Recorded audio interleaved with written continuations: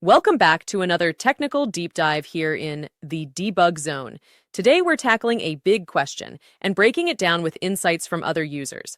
Hopefully this clears up some misconceptions and helps you get the answer you need. So buckle up, stay a little curious, and let's jump right in.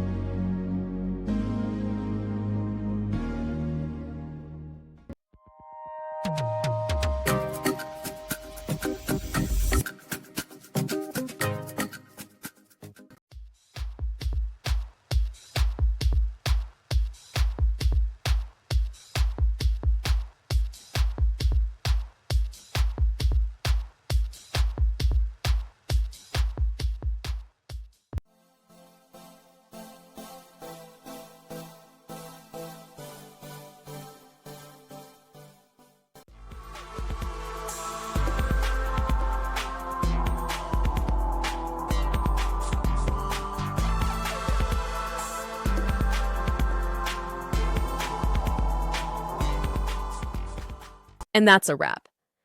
I hope you found the answer you were looking for. If you did, take a second to hit that subscribe button. It really helps out. And let me know in the comments which solution worked best for you. See you next time in the debug zone.